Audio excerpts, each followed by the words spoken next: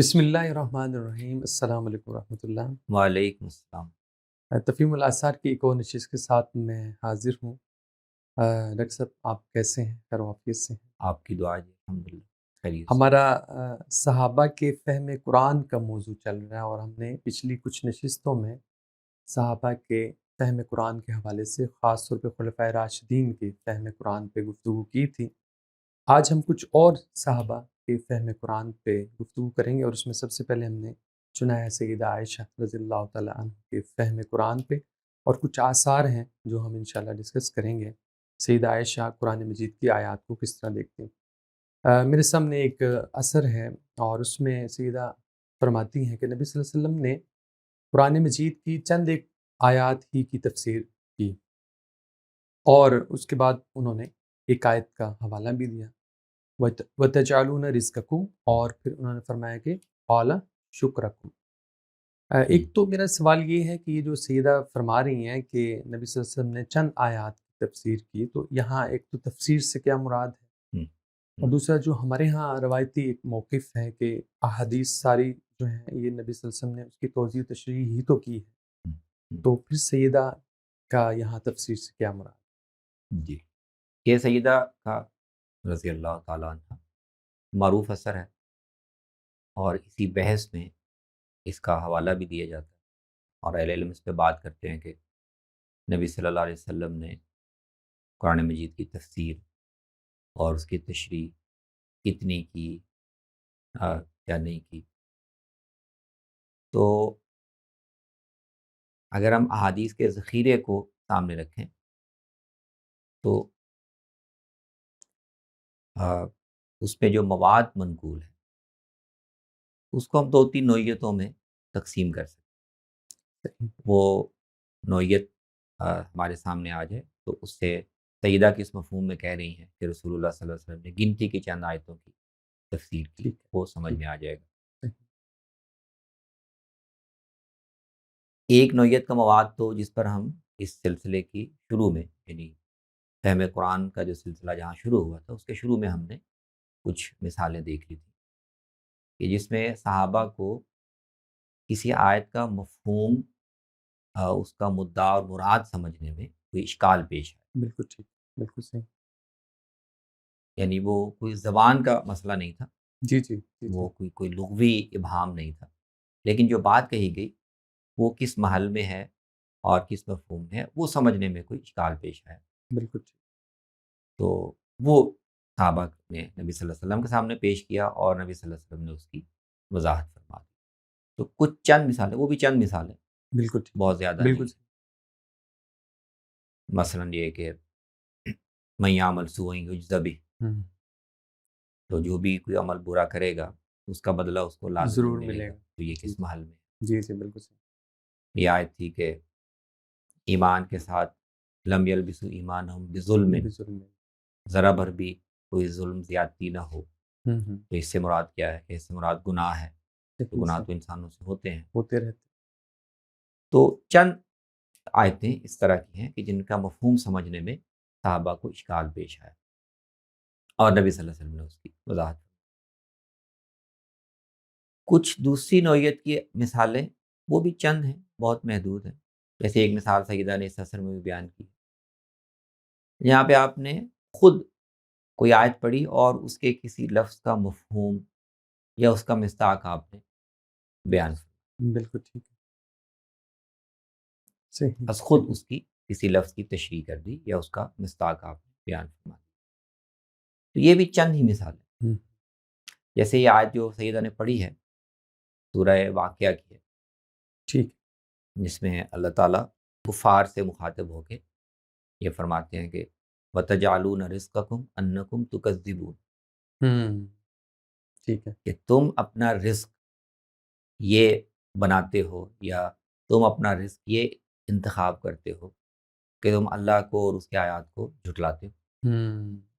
بالکل ٹھیک، بالکل صحیح۔ تو یہاں رزق جو ہے وہ لغوی مفہوم کے لحاظ سے، تو قرآن مجید کے استعمالات کے لحاظ سے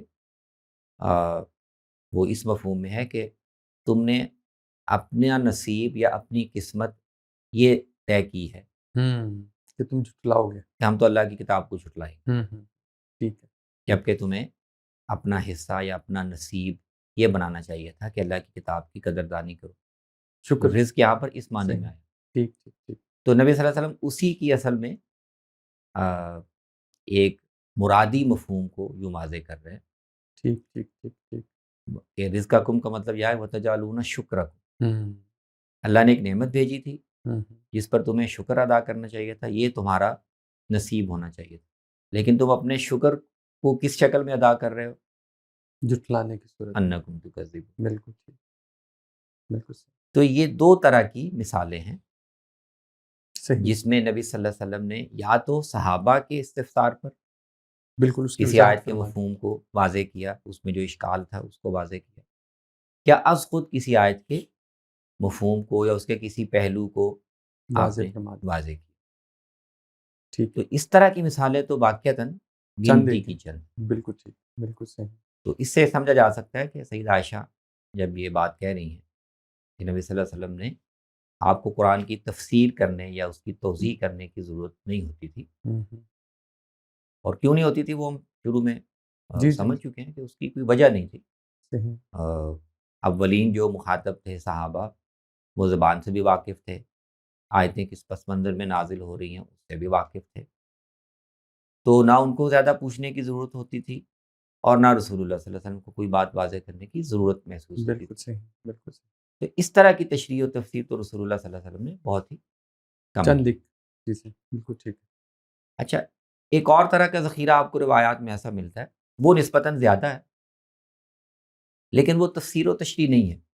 اچھا. وہ یہ ہے کہ آپ نے کوئی بات بیان کی اور استشہاداً یا تائیداً قرآن مجید کی کوئی آیت بھی پڑھ دی بالکل ٹھیک. جس میں بالکل وہی مضمون صحیح بے بیان نہیں ہوا. یا تھوڑے سے فرق کے ساتھ وہ مضمون بیان ہوا. ہوں. ٹھیک ہے. تو اس طرح کی کچھ مثالیں، لیکن وہ تشریح تفسیر نہیں ہے. نہیں ہے. نہیں وہ تائیدی یا استشہادی. تو میرے فہم کے مطابق سیدہ ٹھیک ہے. کے بیان کا اثر جو محل ہے وہ یہ ہے. ٹھیک ٹھیک. باقی جو دوسرا آپ نے سوال کیا وہ بھی اہم ہے کہ عام طور پر یہ مانا جاتا ہے، بڑے ائمہ بھی ہمارے بیان جی کرتے ہیں کہ اصل میں نبی صلی اللہ علیہ وسلم نے احادیث میں جو کچھ بھی بیان کیا ہے اس کا ماخذ اصل میں قرآن ہی ہے. بالکل ٹھیک. یعنی قرآن سے استنباط کر کے، قرآن صحیح. کے اشارات سے باتیں اخذ کر کے، اور ظاہر جو اللہ تعالیٰ کے دیے ہوئے فہم اور علم کی مدد سے ہی ممکن ہے. تو آپ نے اس بات کو اور اس کے اطلاقات کو بہت توسیع دے کر چیزیں بیان کی. بالکل صحیح. تو اس مفہوم میں ظاہر ہے یہ بات درست ہے کہ احادیث اصل میں قرآن مجید میں آنے والے مضامین کی توسیع ہیں، تفصیل ہے، اس سے استنباطات ہیں، اس کے اطلاقات ہیں. تو اس مفہوم میں وہ بات درست ہے. اچھا. لیکن بالکل ٹھیک. اس کو اس پہلے مفہوم میں تفسیر یا تشریح نہیں کہتے. اچھا. ٹھیک ٹھیک. تفسیر و تشریح کا مطلب یہ ہوتا ہے کہ آیت کے الفاظ یا اس کے مدعا کے بارے میں براہ راست کوئی بات اگر کہی جا رہی ہے تو وہ تفسیر ہے. ٹھیک باقی ٹھیک. قرآن سے اخذ و استنباط کر کے، اور پھر ظاہر ہے اس میں رسول اللہ صلی اللہ علیہ وسلم کو قرآن کے علاوہ بھی وحی کی ایک رہنمائی جی حاصل. جی بالکل ٹھیک. تو اس سب کی روشنی میں آپ نے جو دین کی تفہیم بیان کی ہے، تشریح کی، تو وہ ایک وسیع مفہوم میں ہی قرآن کے ساتھ مربوط ہوتی ہے. محدود معنوں میں وہ تفسیر اور تشریح اس کو نہیں کہا. بالکل صحیح. آپ کی جو تصنیف ہے قرآن و سنت کے باہمی تعلق میں بھی آپ نے حدیث کے حوالے سے اس پہ کافی ہماری پوری روایت میں میرے خیال سے جو تھا اس جی کو واضح طور پہ بیان کیا. ہاں، یعنی وہ قرآن سے استنباط کر کے ٹھیک. یا ٹھیک. کسی ایک لطیف اشارے کو جی جی سمجھ کر اس سے کوئی چیز اخذ کرنا، ٹھیک ہے. تو اس مفہوم میں تو ٹھیک ہے. بالکل صحیح. بالکل ٹھیک. لیکن وہ اس کو تفسیر، سیدہ جو کہہ رہی ہیں کہ آپ تفسیر نہیں کرتے تھے، تو وہ اس کی نفی نہیں کر رہی. بالکل ٹھیک. بالکل وہ اپنی جگہ موجود. جی. بالکل صحیح. جبیر بن نفیر کہتے ہیں کہ میں نے سیدہ سے ملاقات کی تو انہوں نے مجھے کہا کہ جبیر تم نے المائدہ پڑھی ہے؟ میں نے کہا کہ ہاں پڑھی ہے. تو انہوں نے کہا کہ یہ صورت آخر میں نازل ہوئی تھی، اب اس میں جو تم حلال پاؤ تو اس کو حلال سمجھنا اور جو تم اس میں حرام پاؤ اس کو حرام سمجھنا. تو سیدہ کا یہ ذرا موقف واضح فرمائیے کہ وہ المائدہ پہ ایسا فوکس کیوں فرما رہی ہیں. جی، سورۃ المائدہ جو ہے یہ ہاں، نزول کے لحاظ سے آخری زمانے کی صورتوں میں سے۔ اچھا، ٹھیک۔ اور شان نزول کے بارے میں روایتیں مختلف ہیں، بعد میں یہ بھی بیان ہوا ہے کہ یہ اکٹھی نازل ہوئی۔ اچھا، اکٹھی سے مراد یہ ہے کہ اس میں بیک وقتی پوری سورہ نازل ہوئی ہو، یہ بھی ہو سکتا ہے، لیکن یہ کہ ایک ہی زمانے میں ٹھیک ہے، ٹھیک ہے، اتری ہوگی اجزاء میں، لیکن لیکن ایسا زمانہ نہیں ہے ایک۔ کہ مختلف زمانوں میں اترنے والے احکام اس میں جمع کیے گئے، ہوں، وہ ایک ہی زمانے سے ٹھیک ہے، متعلق ہے، وہ الگ الگ بھی تھوڑی تھوڑی بھی نازل ہوئی ہو اور اس کو پھر مکمل یکجا کر دیا گیا ہو، دونوں مفہوم مراد ہو سکتے لیکن وہ آخری زمانے کی ہے اور اس لحاظ سے وہ تکمیل کی سورہ ہے، ٹھیک ہے، بالکل صحیح۔ خاص طور پر جو شریعت کے احکام قرآن مجید میں اللہ تعالیٰ نے نازل کرنا شروع کیے ہوں، ہوں، مدنی دور کے بعد، بالکل ابتدا میں بقرہ سے مثلا شروع کیا، شروع کیا، بالکل ٹھیک۔ اور تدریجاً وہ پھر مرحلہ بمرحلہ احکام آتے چلے گئے، بقرہ میں صحیح، آئے، صحیح۔ نساء میں آئے، سورۃ النور میں آ گئے، ہوں، ہوں، سورۃ الاحزاب میں آ گئے، بالکل صحیح۔ سورۃ الطلاق میں وہ چیزیں آ گئی۔ ہوں، تو وہ جو ہدایات کا سلسلہ تھا جو ساتھ ساتھ نازل ہو رہا تھا، ہوں، اس کو آپ کہہ سکتے ہیں کہ تکمیلی شکل یا اس سلسلہ ہدایات کو کی جو آخری قسط ہے اچھا، وہ بالکل سورہ صحیح، مائدہ۔ بالکل ٹھیک، بالکل صحیح۔ تو سورہ مائدہ میں اس کی جو تمہید ہے، اس سے خود اللہ تعالیٰ نے بھی یہ بات واضح کر، ہوں، کیونکہ ہمارے مفسرین یہ کہتے ہیں، باقی اہل علم کہتے ہیں، مولانا فرائی خاص طور پر، کہ یہ سورہ مائدہ جو نا، یہ سورۃ المیثاق، اچھا، اچھا، تو ٹھیک۔ شروع یہاں سے ہوتی ہے، یا ایھا الذین آمنوا اوفوا بالعقود، ہوں، بالکل ٹھیک۔ اور بیچ میں بھی اللہ تعالیٰ پھر ہوں، بنی اسرائیل کے میثاق کا حوالہ دیتے ہیں کہ انہوں ہوں، نے بھی میثاق کیا تھا، بالکل ٹھیک، بالکل لیکن ٹھیک، پھر انہوں نے پورا نہیں کیا۔ پورا نہیں کیا۔ تو تم بھی جب ایمان لائے ہو پیغمبر پر، ہوں، تو تم نے بھی میثاق کیا ہوں، کہ اب بالکل اللہ ٹھیک، کے جو احکام آئیں گے، جو شریعت ملے گی، ہم اس کی پابندی کریں گے۔ بالکل صحیح۔ تو سورہ اصل میں میثاق کی سورہ ہے، اور اسی لیے بالکل آخر میں آپ دیکھیں تو اللہ تعالیٰ نے حضرت مسیح کے اس مکالمے کا حوالہ بھی اسی حوالے سے دیا، ہوں، ٹھیک، وہ ٹھیک۔ اس کا اشارہ بھی ہے کہ اب اللہ نے شریعت مکمل کر دی ہے، اور تمہید میں یہ اعلان بھی کر دیا، الیوم اکملت لکم دینکم دینکم واتممت علیکم نعمتی ورضیت لکم الاسلام اسلام دین۔ دین شریعت اب اللہ اپنی آخری شکل میں مکمل مکمل کر رہا کر ہے، رہے ہیں۔ جو چیزیں توضیح طلب تھیں وہ واضح کر رہا ہے، جو چیزیں شامل کرنی تھیں پہلے نہیں کی تھیں وہ اس کر نے دی ہیں۔ شامل کر دی ہیں۔ تو اب اللہ کا نبی تو یہ تمہیں دے کر چلا جائے گا، ہوں، ہوں، تو قیامت کے دن جب جیسے حضرت مسیح سے پوچھا جائے گا، ہوں، ہوں، ہوں، تو آپ کہیں گے کہ میں تو ان کو دے کے آ گیا تھا، اس کے بعد انہوں نے کیا کیا، یا اللہ تو نگران ہے۔ بالکل ٹھیک۔ تو اس امت کے لیے بھی اشارہ ہے ہوں، ہوں، کہ اللہ اپنے پیغمبر کے ذریعے سے دین مکمل کر کے شریعت اور نعمت اتمام کو پہنچا کر اس نے تمہارے سپرد کر دی ہے، ہوں، اور تم اپنے میثاق کی روح سے پابند ہو کہ اس پر جی، عمل پیرا رہو گے۔ بالکل صحیح، بالکل اب صحیح۔ اللہ تمہاری نگرانی کرے گا ہوں، کہ ہوں، تم پیغمبر کے بعد صحیح، صحیح، کیا کرو۔ بالکل ٹھیک۔ تو یہ ہے سورہ مائدہ کی اہمیت اور اس اہمیت قرآن کے پورے، تو اس کو سیدہ عائشہ واضح کر رہی ہیں بالکل ٹھیک، بالکل۔ کہ اس سورہ میں وہ 12 کے قریب موضوعات ہیں اچھا، شریعت سے متعلق، احکام سے متعلق، ٹھیک ہو گیا۔ اور ان میں سے زیادہ تر وہ ہیں جن کے بارے میں اس سے یعنی کچھ ابتدائی نوعیت کے احکام یا ان کے کچھ پہلو وہ اس سے پچھلے صورتوں میں بیان کیے جا چکے، ٹھیک ہے، تو ٹھیک ہے، یہاں ان کو اللہ تعالیٰ نے فائنل ٹچ دے دیا، بالکل ٹھیک، بالکل صحیح۔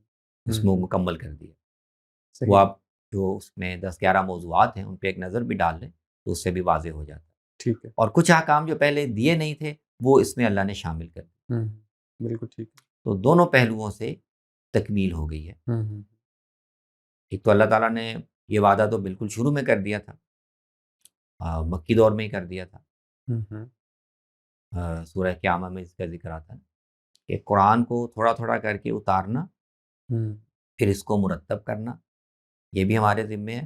ثم ان علینا بیان، ہوں، جو باتیں ہم شروع میں اجمال میں بیان کریں گے یا پوری مکمل شکل میں بیان نہیں کریں گے، اور ان کے بارے میں کوئی توضیح طلب سوالات پیدا ہوں گے، تو اس کی بھی ہماری آپ فکر نہ کریں، وہ بھی ہمارے ذمے ہے. واہ جو چیزیں واضح کرنی ہیں وہ ہم خود موقع بموقع واضح کرتے کرتے جائیں چلے جائیں گے.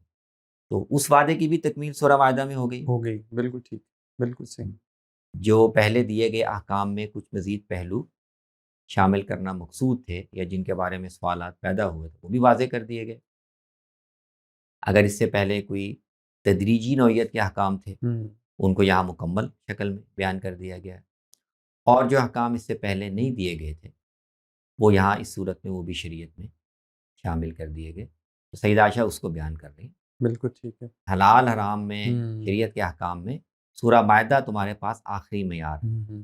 بالکل ٹھیک اگر کوئی حکم یا کوئی ہدایت اس سے پہلے کی صورتوں میں ملے جو اس سے مختصر ہو تو تمہارے لیے معیار سورہ مائدہ سورہ مائدہ. بہت خوبصورت. جو ابھی آپ نے فرمایا کہ پچھلی صورتوں میں کچھ احکام مجمل تھے جس کی وضاحت کر دی گئی، یا مختصر تھے جن کو واضح کر دیا گیا، یا نامکمل تھے جن کو مکمل کر دیا گیا، تو اس کی کچھ مثالیں آپ بیان کر جی سکتے ہیں؟ بالکل بلکہ ان سے مثال سے زیادہ واضح ہو جائے گی بات. واضح ہو جائے گا. جیسے دیکھیں نا، مثال کے طور پر بالکل سورت کے شروع میں ہی تو اللہ تعالیٰ نے جانوروں میں سے کون سے حرام ہیں جی بالکل ٹھیک اس حکم کا یہاں اس کو دوبارہ بیان کیا. ٹھیک ہے تو آپ اس کو موازنہ کریں کہ اس سے پہلے وہ حکم جس شکل میں دیا گیا تھا اور یہاں جس شکل میں دیا گیا ہے تو یہ بالکل واضح ہو جائے گا. بالکل ٹھیک بالکل صحیح یعنی اس سے پہلے جہاں بھی یہ حکم بیان کیا گیا ہے کہ یہ جانور تمہارے کھانے کے لیے حرام ہے، ٹھیک ہے بقرہ میں بیان ہوا ہے. مکی دور کی صورتوں میں آپ دیکھیں تو سورہ نحل میں بیان ہوا ہے، انعام میں بیان ہوا ہے، جی بقرہ میں مدینے میں آ کے پھر بیان پھر ہوا. بیان تو وہاں آپ دیکھیں تو مکی صورتوں میں اس کا روح سخن یا اس کا پس منظر مشرکین کی اپنی طرف سے وضع کردہ حرمتیں، ٹھیک اس پس یعنی منظر ان کی بدعات کی نفی کرتے ہوئے اللہ تعالیٰ کہہ رہے ہیں کہ انہوں نے اپنے پاس سے بہت سے جانور حرام کر لیے ہیں. ٹھیک اللہ نے کوئی حرام نہیں کیا. اللہ نے یہ 4 چیزیں حرام کی: ٹھیک مردار نہیں کھانا، جانور کا خون نہیں کھانا، خنزیر کا گوشت نہیں کھانا، اور اللہ کے علاوہ کسی کے نام پر جانور ذبح کیا گیا ہو تو وہ نہیں کھانا. بالکل صحیح. اب یہ حرمت کا بنیادی بیان تو آ گیا ہے، جی لیکن یہاں آپ دیکھیں تو اللہ تعالیٰ نے اس کے کئی اطلاقات شامل کر کے تو حکم کو مکمل صورت میں بیان کر بالکل ٹھیک کہ یہ 4 تو حرام ہیں ہی، لیکن ساتھ یہ واضح کر دیا کہ میتا کے تحت اور کیا کیا صورتیں. ایک ہے جو طبعاً مر گیا جانور، بالکل ٹھیک ہے بالکل. لیکن یہ ساری شکلیں بھی میتا کے تحت آتی ہیں. گلا گھونٹ کے مار دیا گیا، چوٹ لگنے کسی سے نے گرنے سے مر گیا، دوسرے جانور نے اس کو زخمی کر دیا. پھر ما اہل لغیر اللہ بھی اس کی توسیع بیان کر دی. اچھا یعنی اللہ کے علاوہ کسی اور کا نام لے کے ذبح وہ بھی حرام ہے، اور نام بے شک اللہ کا لیا ہو لیکن کسی ایسی جگہ پہ جا کے ذبح کیا ہے جہاں پر کوئی استھان ہے، ٹھیک کوئی بت رکھا ہوا ہے. بالکل صحیح. تو مقام اگر مشرکانہ ہے اس سے بھی وہ واہ تو یہ توسیع اللہ نے بیان کی. جی آگے ساتھ یہ بھی بیان کر دیا کہ ذبح کرنا یہ شرط ہے جانور کے لیے، لیکن اگر ذبح نہ کرنا ممکن نہ ہو تو شکار کیے ہوئے جانور کا کیا ہوگا، تو شکار کے حکام کے ساتھ شامل اس کی تفصیل بیان کر دی. تو ایک بڑی نمایاں مثال ہے کیسے ایک حکم جو پہلے اصول میں بتایا گیا تھا اس کے اطلاقات کے ساتھ اسے یہاں مکمل شکل میں بیان کر دیا گیا ہے تاکہ نعمت اللہ کی مکمل. بالکل صحیح. یہ ایک مثال. جی اچھا، تدریجاً جو احکام دیے گئے اس کی بڑی اچھی مثال شراب کے بارے میں. اچھا بالکل ٹھیک بالکل آپ کے علم میں ہے جی کہ قرآن میں شراب کے بارے میں اللہ تعالیٰ نے اس کی مذمت کے بارے میں یا اس سے لوگوں کو دور رکھنے کے احکام مختلف مراحل میں دیے. بالکل ٹھیک. تو شروع میں یہ کہا کہ یہ اچھی چیز نہیں ہے، ان میں کچھ فوائد بھی ہیں لیکن نقصانات زیادہ ہیں. پھر یہ کہا کہ کم سے کم نماز پڑھتے ہوئے اور مسجد میں آتے ہوئے شراب پی کے نہ آیا کرو. ٹھیک ہے، اور نفرت پیدا کی. تو ایک لوگوں کو تیار کر کے آخری حکم جو آیا حرمت کا وہ اس صورت میں. اچھا، المائدہ کے اندر انما الخمر والمیسر والانصاب والازلام رجس من عمل الشیطان فاجتنبوہ. اور ساتھ ہی وہاں اللہ نے اس سوال کا بھی جواب دے دیا کہ اچھا حرمت کا حکم تو اب آ رہا ہے، لیکن اس سے پہلے تو بہت سے نیک مسلمان مخلص وہ تو شراب پیتے ہوئے دنیا سے گئے ہیں، ظاہر ہے تب حرمت نہیں تھی۔ حرمت نہیں تھی لیکن وہ تو شراب پیتے ہوئے، تو اب اگر یہ اتنی ناپاک چیز ہے تو ان کا کیا بنے گا؟ تو اس کا فطری بھی اللہ نے سوال۔ جواب دے دیا، جی جی اس کا بھی ٹھیک، اللہ نے جواب دیا۔ صحیح صحیح۔ وہ لوگ جو جب اللہ نے حرمت نازل نہیں کی تھی تو وہ اگر شراب پیتے رہے، لیکن جو حرمتیں اللہ نے اس وقت تک نازل کی ہوئی تھی ان سے وہ بچتے رہے بالکل ٹھیک۔ اور ایمان اور عمل صالح کرتے رہے، ان کا مواخذہ نہیں ہوگا، بالکل ٹھیک، وہ اس سے مستثنا۔ بالکل صحیح۔ تو یہ دو بڑی مثالیں، جی جی جی، باقی بھی جتنے احکام آپ دیکھیں گے صحیح اس صحیح۔ سورہ میں وہ اسی نوعیت کے ہیں، تکمیل کے۔ جی جی، مثال کے طور پر حرابہ اور چوری کے یہ پہلے احکام آئے ہی نہیں تھے، ٹھیک ہو گیا، تو وہ اس صورت میں اللہ تعالیٰ نے وہ بیان کر دی۔ چوری بالکل کی صحیح۔ سزا یہ ہے، حرابہ اگر لوگ کریں، ڈاکہ ڈالیں، راہزنی کریں، بغاوت پھیلائیں، اس کی سزا یہ ہے۔ یہ پہلے بالکل ہی نہیں بیان ہوئے، بیان ہوا اور وہ اس اللہ میں نے آ کر شامل بیان کر کر دیا۔ دیا۔ تو ان سارے پہلوؤں سے یہ سورہ مائدہ جو ہے وہ حتمی اور آخری سورہ۔ بہت خوبصورت، آپ نے چند اطلاقی صورتیں بتا کر اس کو بہت واضح کر دیا کہ سیدہ کا اشارہ اور اہمیت کس طرف کس پہلو کی طرف؟ جی، ایک اور اثر ہے، اور یہ سفر کی نماز کے بارے میں۔ تو سیدہ یہ فرمایا کرتی تھی کہ تم اپنے سفر میں نماز پوری پڑھا کرو۔ تو لوگوں نے کہا کہ نبی صلی اللہ علیہ وسلم نے تو سفر میں 2 رکعتیں پڑھی ہیں، یعنی قصر فرمائی ہے۔ تو انہوں نے کہا کہ نبی صلی اللہ علیہ وسلم تو جنگ کی حالت میں تھے یا خوف کی حالت میں تھے، تو کیا تم بھی خوف کی حالت میں ہو؟ تو کیا سیدہ جو ہے وہ قصر نماز کے سفر میں قائل نہیں تھی، وہ اس کو اطلاق نہیں کر رہی عمومی حالات؟ جی، یہ ان کا جو موقف ہے یا نقطہ نظر ہے کہ وہ سفر میں پوری نماز پڑھ لیتی تھی، قصر نہیں کرتی تھی، یہ تو روایات میں بیان ہوا ہے۔ ٹھیک ہے، لیکن ان کا استدلال کیا تھا، اس میں آثار مختلف ہیں، اچھا اچھا، ٹھیک اور ان کے موقف کی انڈرسٹینڈنگ بھی جو ان کے شاگرد ہیں یا راوی ہیں وہ بھی مختلف طریقے سے ٹھیک بیان کرتے ہیں۔ ٹھیک، لیکن یہ بیان ہوا ہے کہ وہ سفر میں قصر نہیں کرتے۔ نہیں کرتی تھی، ٹھیک ٹھیک، تو اب بہت سے آثار میں بعض راوی یہ بیان کرتے ہیں کہ جیسے حضرت عثمان نے مینا میں پوری پوری نماز پڑھنا شروع نماز کر پڑھی، دی مکہ میں، تو اس کی ایک انہوں نے تعویل کر لی، اس کا ایک انہوں نے وجہ بیان کی۔ وہ وجہ بھی مختلف بیان ہوئی ہیں، بعض کہتے ہیں کہ انہوں نے قریب کے علاقے میں طائف میں یا کہیں ثقیف میں شادی کر لی تھی، تو اس پہلو سمجھتے تھے کہ میں اب یہاں مسافر نہیں ہوں، اچھا ٹھیک ہو، ٹھیک ہو، اور اس طرح کے کچھ اسباب بیان ہوئے۔ تو بعض راوی اس طرح بیان کرتے ہیں کہ سیدہ بھی اسی طرح کی ایک تعویل کرتی۔ اچھا اچھا، اب ان کی زبان سے منقول نہیں ہے، لیکن راویوں کے قیاسات ہیں۔ ٹھیک ہے ٹھیک ہے، مثلاً یہ کہ وہ کہتی تھی کہ سفر میں تو مسافر کرتا ہے نا، تو میں تو مسلمانوں کی ماں ہوں، میرے لیے تو ہر علاقہ ہر جگہ میرا اپنا ہی ہے، میرا اپنے گھر ہی ہے۔ ٹھیک ہے تو ٹھیک ہے، کچھ راویوں کے قیاسات بیان ہوئے، لیکن یہ جو اثر آپ نے بیان کیا نا، اس لیے ان کی اپنی زبان سے جی جی، وجہ نقل ہوئی، اور بالکل، اس سے لگتا ہے کہ ان کے سامنے بھی وہی سوال تھا جو سیدنا عمر کے ذہن میں پیدا ہوا ہوں، کہ قرآن مجید نے تو اصل میں سفر میں قصر کرنے کی اجازت ایک خاص ماحول میں دی ہے، بالکل ٹھیک ہے، بالکل صحیح، جب مسلمانوں کو پرامن طریقے سے سفر کرنے کا موقع میسر نہیں تھا۔ نہیں تھا، ادھر جس طرف بھی وہ نکلتے تھے، یہ خدشہ ہوتا تھا کہ ارد گرد جو دشمن قبائل ہیں وہ کہیں زیادہ دیر رکے اور ان کو اطلاع پہنچ گئی تو وہ کہیں حملہ نہ کریں۔ جی جی، بالکل ٹھیک، تو اللہ تعالیٰ نے کہا کہ ایسے موقعوں پر پھر زیادہ دیر نہ رکو، بلکہ مختصر نماز پڑھ کے جلدی وہاں سے نکل جاؤ، تو یہ اجازت ہے۔ ٹھیک ہو گیا، ٹھیک ہو گیا، تو اصل میں قرآن نے اس پس منظر میں اتاری۔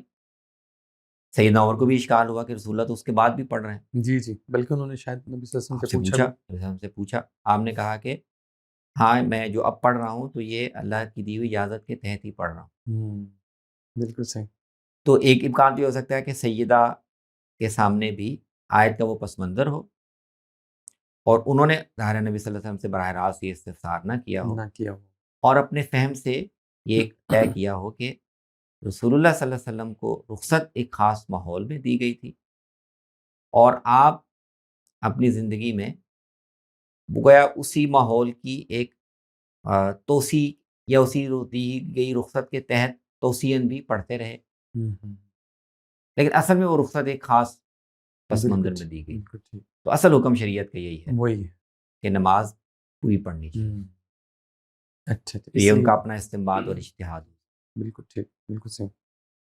تو اس کی آپ مماثلت دیکھنا چاہیں نا کہ فقہائے صحابہ بعض دفعہ قرآن میں ایک حکم اگر آیا ہے تو وہ جس بیک گراؤنڈ میں آیا ہے اور اس کو پھر جب وہ دیکھتے ہیں کہ رسول اللہ صلی اللہ علیہ وسلم کا عمل اس سے کچھ مختلف ہے تو ان کے یہاں یہ دونوں رجحان ہیں۔ اچھا یعنی وہ رسول اللہ کے عمل کی روشنی میں قرآن کی آیت کو سمجھنے کا یہ رجحان بھی صحابہ کے یہاں ہے۔ ٹھیک ہے۔ اور یہ اس طرح دیکھنا کہ نہیں حکم جو قرآن میں جس شکل میں آیا اصل وہ ہے، رسول اللہ صلی اللہ علیہ وسلم نے کسی اور وجہ سے، کسی عارضی وجہ سے اس طرح عمل کیا ہوگا۔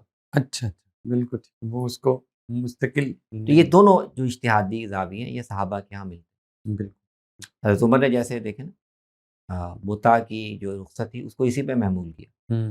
قرآن میں ہم دیکھتے ہیں تو قرآن تو اس کی اجازت نہیں دیتا، وہ لگتا قرآن تو مستقل نکاح کی بات کرتا ہے۔ جی بالکل بالکل۔ لیکن نبی صلی اللہ علیہ وسلم اللہ کے پیغمبر تھے تو مختلف مصلحتوں یا کسی عارضی ضرورتوں کے تحت اللہ نے آپ کو اجازت دی ہوگی کہ وقتی طور پر اس طرح عمل کر لیں، لیکن وہ مستقل ماخذ شریعت کی رخصت کا وہ نہیں ہے، وہ ہم قرآن سے اخذ کریں۔ بالکل۔ ایسا لگتا ہے کہ اگر سیدہ واقعتاً اسی طرح سمجھ رہی ہے شاید وہ بھی یہی زاویہ ہے کہ اصلاً حکم تو وہی ہے جو ایسا قرآن میں جس تناظر میں آیا۔ بالکل ٹھیک۔ راوی کہتے ہیں کہ میں نے دیکھا کہ سیدہ سے ایک سوال پوچھا گیا درندوں کے بارے میں اور پرندوں میں سے جو درندے ہیں یا پنجے والے، تو ان کے بارے میں ان سے سوال کیا گیا تو انہوں نے آگے سے قرآن مجید کی یہ آیت پڑھی کہ قُل لا اجد فیما اوحی الی محرما۔ تو یہ سیدہ اس موقع پہ یہ آیت پڑھ کے کیا بتانا چاہتے ہیں؟ یہ بھی اسی یہ جو ابھی ہم گفتگو کر رہے ہیں کہ قرآن میں اگر ایک بات کچھ خاص حدود میں بیان ہوئی ہے لیکن نبی صلی اللہ علیہ وسلم نے اپنی احادیث میں ارشادات میں کچھ اس سے وسعت کے ساتھ یا اس دائرے سے باہر نکل کے بھی کچھ چاہے رخصت بیان کی ہے چاہے ممانعت بیان کی ہے، تو اب ان کے دونوں کو ریلیشن کو کیسے دیکھیں؟ بالکل صحیح۔ اور اس کا تعلق اس سے بھی ہے جو ابھی انہوں نے اثر بیان کیا نا کہ سورہ مائدہ حرمت اور حلت کے بارے میں آخری سورہ ہے۔ تو سوال یہ اور صحابہ کے سامنے بھی ہے کہ قرآن تو اصل میں حرمتیں بہت متعین بیان کر رہا ہے، یہ جانور ہیں جو حرام ہے، اور سورہ مائدہ میں آپ دیکھیں تو اللہ تعالیٰ نے جب حتمی حکم دیا تو بھی اصلاً اس دائرے سے کوئی باہر نہیں کی، اسی کی وضاحت۔ جی یا تو مردار کی توسیع کر دی جی کہ مردار میں یہ چیزیں بھی شامل ہیں، یا ما اہل لغیر اللہ بھی کے اطلاقات کو وسیع کر دیا، اور یا ذبح کی جو شکلیں ہیں اطلاقی ان میں وسعت پیدا کر دی۔ بالکل ٹھیک ہے۔ شکار کے جانوروں کو اگر اس طرح ذبح نہ کر سکو تو وہ اس طرح سے ذبح کرنا بھی یہ اصلاً اس دائرے سے باہر نہیں، حرمت اللہ تعالیٰ نہیں بیان کرتا۔ اچھا۔ تو اس کی وجہ اس بنیاد پر سیدہ عائشہ کا بھی، عبداللہ بن عباس رضی اللہ عنہما اور بھی بعض صحابہ کا موقف تھا کہ نہیں حرام جانور وہی ہیں جو اللہ تعالیٰ نے بیان کر دی۔ اچھا بالکل ٹھیک۔ نبی صلی اللہ علیہ وسلم نے جن جانوروں سے منع کیا وہ کسی اور حکمت سے کیا، کسی اور وجہ سے ہو سکتا، اور وہ مستقل حکم، وہ حرمتیں نہیں ہیں۔ اچھا ٹھیک۔ سیدہ کا بھی یہ جو درندے ہیں یا ان کے بارے میں ان کا موقف یہی ہے کہ وہ حرمت کے دائرے میں نہیں آتے، کسی اور حکمت سے، کسی اور وجہ سے، کسی اور مناسبت سے نبی صلی اللہ علیہ وسلم نے منع کیا، اور لوگ نہ کھانا چاہیں تو نہ کھائیں، لیکن حرمت یہی ہے جو قرآن۔ تو ان کے موقف کو فقہا نے بعد میں لیا یا سیدہ کے موقف کو نہیں لیا گیا؟ نہیں، صحابہ کے جو موقف ہے اس کو قریب تر اس کے موقف ہمارے فقہا میں مالکیہ کا۔ اچھا ٹھیک صحیح۔ مالکیہ یہ کہتے ہیں کہ حرمت کے درجے میں تو یہی چیزیں ہیں، یہ چیزیں جو جن کا حدیث میں ذکر آیا وہ پھر حرمت کے درجے میں نہیں ہوگی، ٹھیک، ہم اس کو کراہت کے درجے میں لے سکتے۔ اچھا تو قریب تر اس کے مالکیہ کا رجحان۔ جی بالکل ٹھیک ہوگا۔ سیدہ سے ایک اور سوال ہوا متعۃ النساء کے حوالے سے۔ جی تو سیدہ نے کہا کہ میرے اور تمہارے درمیان فیصلہ کن چیز تو اللہ کی کتاب ہے، اور پھر انہوں نے یہ آیت پڑھی والذین هم لفروجہم حافظون الا علی ازواجہم او ما ملکت ایمانہم۔ تو یہ جیسے بھی آپ نے ذکر فرمایا تھا کہ یہ صحابہ کے ہاں یہ واضح ہے، قرآن مجید تو نکاح ہی کی بات کر رہے ہیں۔ سیدنا عمر کے حوالے سے آپ نے بھی، تو کیا سیدہ عائشہ بھی اسی کے قائل ہیں؟ ہاں جی، اس مسئلے میں تو ان کا استدلال اور سیدنا عمر کا ایک ایک ہی ہی ہے۔ جیسے، بالکل ٹھیک۔ یہ تو ایک آیت کا وہ حوالہ دے رہے ہیں جس میں ایک طرح سے گویا نصاً واضح کیا جا رہا وہ ہے جی، ایکسکلوڈ ہو جاتی ہیں باقی صورتیں۔ باقی ساری صورتیں کہ دو ہی صورتیں بچتی دو ہی ہیں۔ صورتیں ہیں ہوں استمتاع کی، یا نکاح کیا ہو یا وہ صحیح، تمہاری ملکیت، بالکل ٹھیک۔ تو اس کے علاوہ جو ہے وہ ہوں حرمت ہے۔ سیدہ عمر ذرا وسیع مفہوم میں کہہ رہے ہیں کہ قرآن پاک اصل میں نکاح سے متعلق اور جو بھی احکام بیان کر رہا ہے وہ سارے کے سارے مستقل نکاح کی بات کر رہے ہیں۔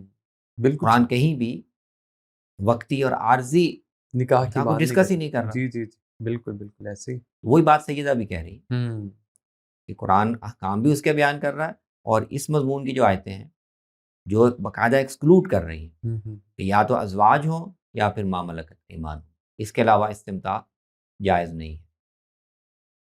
تو قرآن تو واضح ہے، ہوں تو اس کا مطلب یہ ہے کہ اس میں مضمر ہے ان کی اس بات میں کہ رسول اللہ صلی اللہ علیہ وسلم نے اپنے دور میں مختلف مواقع پر جو اس کی رخصت دی تو وہ وقتی کسی عارضی ضرورت یا مصلحت کے تحت تھی، تحت تھی، بالکل وہ ٹھیک۔ شریعت کے رخصتوں کا حصہ نہیں ہے۔ یہ بالکل پہلو واضح۔ بہت خوبصورت ہے، آپ نے وضاحت فرمائی سیدہ عائشہ کے فہم قرآن کے آثار کا مطالعہ بھی جاری رہے گا، اگلی نشستوں میں بھی انشاءاللہ آپ سے دوبارہ ملاقات ہوگی۔ بہت شکریہ آپ کی آمد کا، السلام علیکم۔ وعلیکم